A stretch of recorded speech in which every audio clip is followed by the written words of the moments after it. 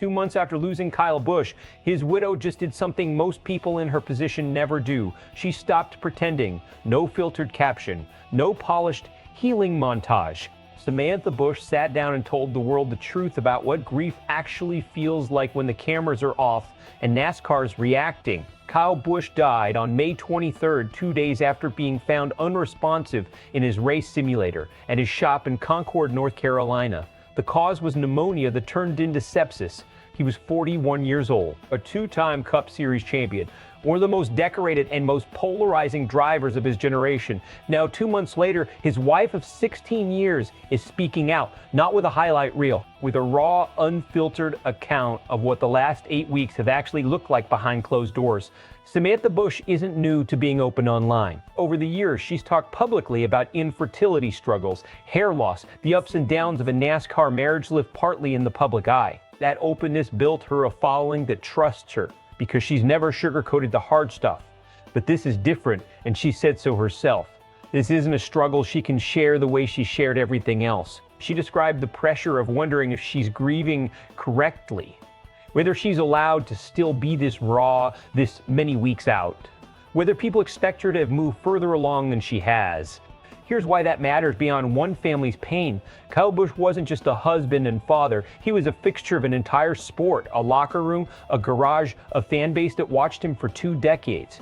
When a driver that visible dies suddenly, the grief doesn't stay private. It ripples through teams, through sponsors, through a racing community that's still adjusting to a Cup Series without him in it. Let's break down what's actually happening here, because there's more going on than a sad Instagram post. First, the psychology of public grief. Samantha Busch built her platform on transparency.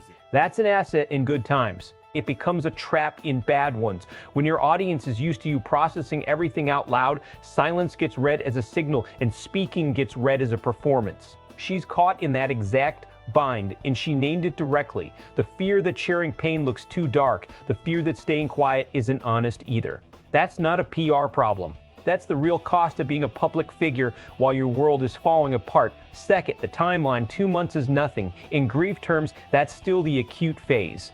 The disbelief she described, waking up and not fully accepting the reality, that's textbook early grief, not a warning sign. But because she's public, every stage she moves through gets watched, interpreted, and sometimes judged by strangers who've never met her.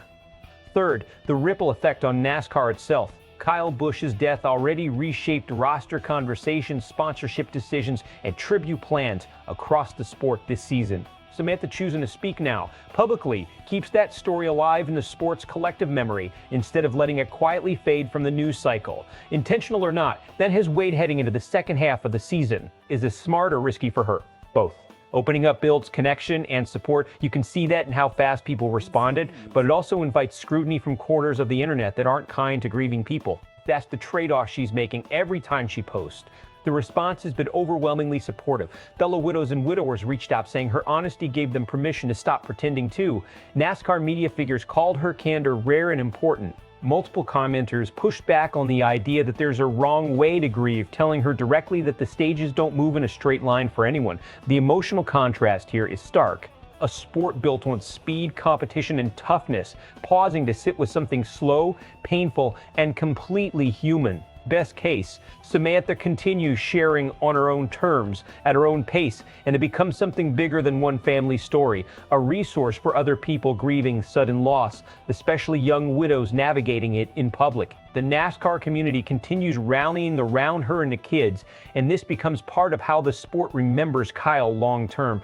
Worst case, the scrutiny that comes with visibility starts to outweigh the support. Online criticism about how she's grieving pushes her back into silence, undoing the exact openness that's been helping her and the people who related to her process this loss.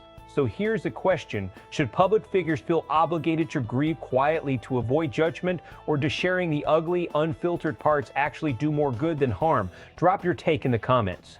I want to hear where you land on this one. If you want more honest breakdowns of what's happening in and around NASCAR, not just the headlines, but what they actually mean, make sure you're subscribed, because we're just getting started.